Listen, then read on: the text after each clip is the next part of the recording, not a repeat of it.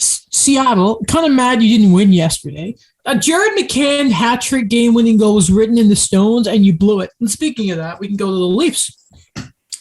Back-to-back games against Columbus and Seattle. They were both blown leads, as I think Daniel lovingly pointed out on the talk. That wasn't me. But I don't know who tweeted this. I wanted to laugh a little bit, but it was like show the Leafs. I think it was. Oh no, I never mind. I'm not going to say who it is because I think this person gets picked on a bit too much. But it was like you have to show respect to the resiliency of the Leafs for winning both games. I don't want to rag on them too much because I think we need to have a conversation about how good Austin Matthews really is. But I don't know if resiliency is a word for beating two teams you should be beating, no problem. I'd really like to know who said that. I'll let you know. Okay, tell me after the episode. For me, Columbus, okay, that's understandable because you know how they are that type of team where they could come out of nowhere. Like they're still technically above 500 and they have a solid group. It's just Seattle that's the one that got me where this is a team you should have kept the lead against. They're fighting for last right now. Like they have 2 games in hand over I think Montreal have 2 or 3 games in hand over Seattle, and they're only 2 points back. Like same with Arizona. I believe they put a stat last night. I think it was Philip Grubauer is number 2 or number 3 of the lowest goal support in the league. He is. I wish I had paid more attention to Seattle's games, like the details of it, because I think his save percentage has been below 900 in more games than any other goalie this year. And Go ahead, Alex. Sorry. No, go ahead. No, it's okay. Go ahead. I was going to say, if anyone has written this article, please send it to me. Like, I want to know what's happened to Philip Grubauer because this has not been the same Philip Grubauer that we saw in Colorado. It's not. So unless I haven't seen that article, but if it's out there, please someone send it to me. Even Washington days, like he's always been above league average goalie his entire career.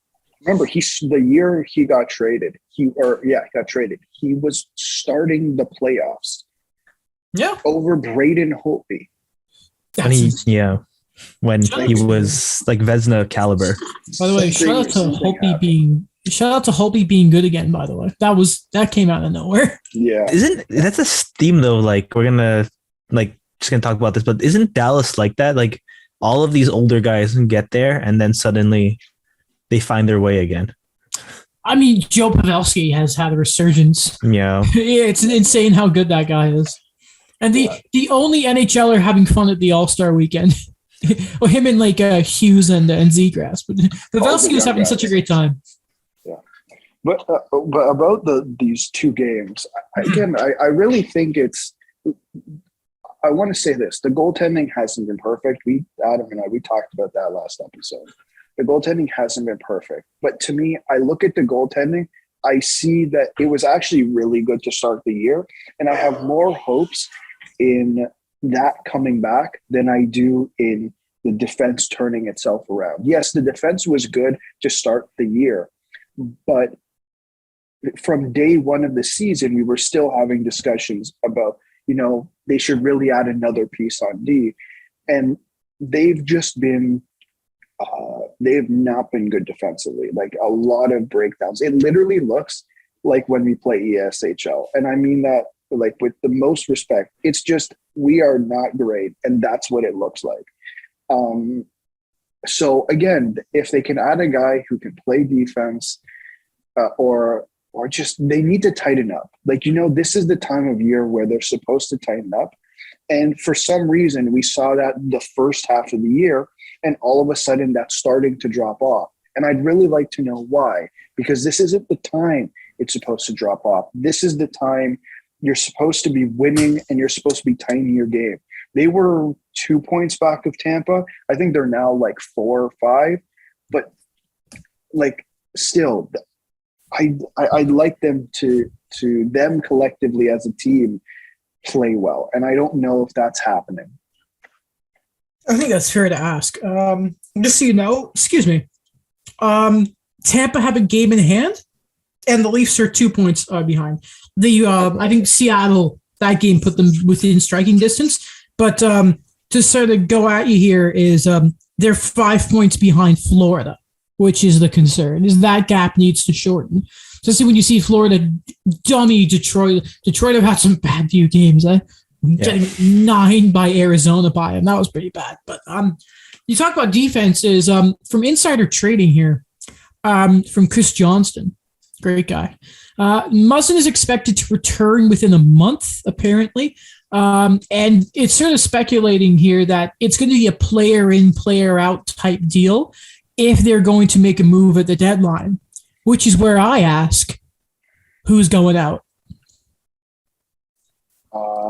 The most obvious candidate to me, in terms of someone who makes a salary, would be Alex Kerfoot.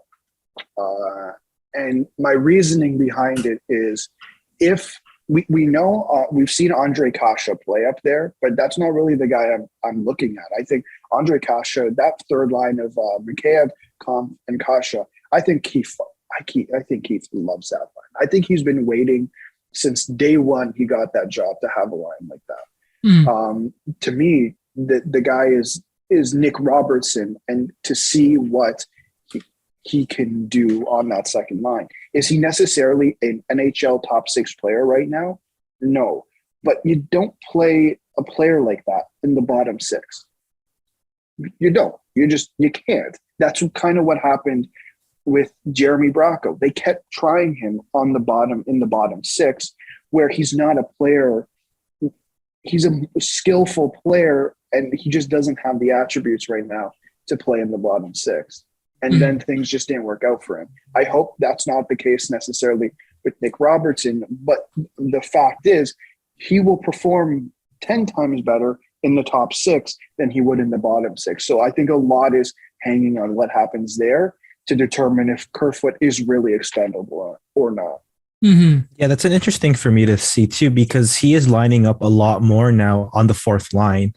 And a big story going out now is Pierre Engvall, where has he been able to really kind of turn the corner now and make that transition as a consistent contributor on both ends of the ice. And I know he's also a UFA, but I think at this point right now, I feel like the Leafs are starting to have that abundance now in the bottom 6. They're starting to see that the guys that we kind of bet on have really been more, I guess, fruitful from what their contracts show. And at this point, what I'm kind of feeling now is Kerfoot is just that guy where, like, he just seems to be that type of guy that teams are going to look at it like, only if we could give him more minutes, only if we actually gave him the opportunity.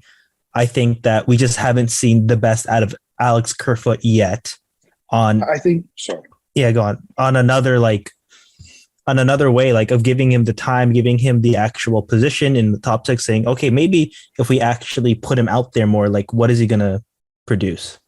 I think that's a really good point, because we have always had that discussion about Alex Kerfoot as Leaf fans. Personally, he didn't really work as third line center. There was never that time where it clicked, but his best performances, for whatever reason, were when he's playing on the left next to Tavares and Nylander. And I get that he's playing with better players, but he was their second best forward last year in the playoffs, on the second line next to Nylander, and I don't remember who their left winger was, but he was playing center for that line. So that's a really good point. Was it Galchenyuk? It might have been Galchenyuk. I don't remember off the top of my head, but I think that's a good point, where he's a player where, he could be useful to a team who's not necessarily great right now, where he has that opportunity to get those minutes, and it's not like he's taking away from someone important. So, looking at some forward guys, I'm happy we didn't take Dermott, because I was not ready to talk about Dermott possibly getting traded again. Too much. I got to say, Ristolainen brought up any goodwill of waiting to trade the fan. Just do it if you're going to trade him. Goodness gracious. Okay. Austin Matthews, I swear, was at 38 goals like last week. He's up to 43. I don't know what, he snapped his fingers. Like, I'm pretty sure he was tied with Draisaitl the night Montreal beat Edmonton, and he has just exploded. He is currently 4th in league scoring, a point ahead of Johnny Gaudreau, 3 behind Jonathan Huberdeau, 4 behind Connor McDavid for the league in points right now. Goodness gracious. We might be seeing the best offensive year goal scoring wise, probably since Ovechkin's 60-goal year, I want to say. When was Ovechkin's 60? Because I know Stamkos was 2012. Yeah, let me double check. I'm going to say it was earlier in his career, but I think it was we don't see him very often. 2008. That was Ovechkin's? So what did you say? His highest goal. That's his highest goals per game at .79. And he played 82 games in 07-08. Gee, that's ridiculous. I can double check the actual number, but I'd imagine that's got to be it. Real quick. So we're seeing that basically we're seeing one of the best offensive seasons in our time as hockey fans. Yeah. And isn't that I think it's so funny because last year we were talking about it, and I think we all agreed that last year might have been Austin Matthews' best chance to just rack up the numbers because he's going against Canadian teams who were bad. They weren't competitive. They weren't great. Well, I don't want to get in trouble because every time a Leaf fan says something, it turns into an absolute nightmare on Twitter. So I'm not going to. They were still marinating. I won't say the word. And he's doing it again. It's ridiculous. His goals per game is the highest in 25 years. I'd like to point out that early in the season, I put out a poll on the podcast. Yeah. Saying that will he repeat with the Rocket Richard? And the majority of people said no. When did you put it out? I put it out at the beginning of the season. That's why he had a slow first 7 games. It was I thought it was a Leafs vendetta, but that's understandable. He has 36 goals in 37 games. It's ridiculous. He has right now, if you look at his past 106 games, he's at 80-something goals. Oh. Yeah, it's stupid good. The clip that he's going at right now. Okay. Let's talk about him. I'm not starting the conversation who the best player in the world is because I'm not even doing a McDavid Matthews thing because I still think people are forgetting about Sidney Crosby.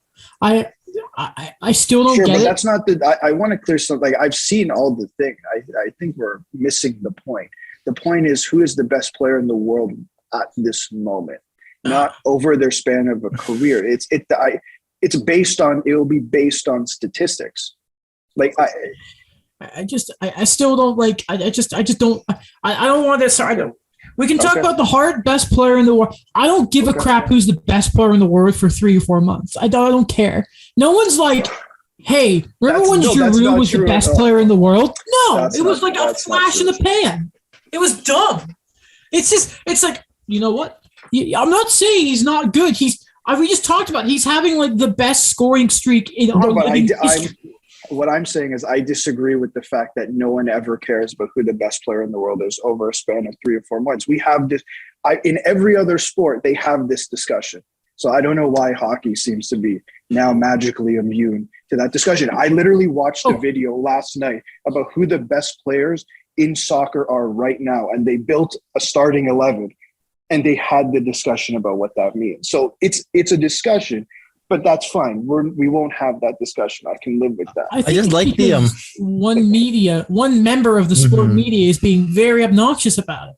Welcome to sports. I don't understand. Welcome to sports. If Mr. I'm a Leafs homer is all I'm just saying. I'm just invisible cloak for McDavid. Shut up. I do not want to hear that it's just a Toronto thing.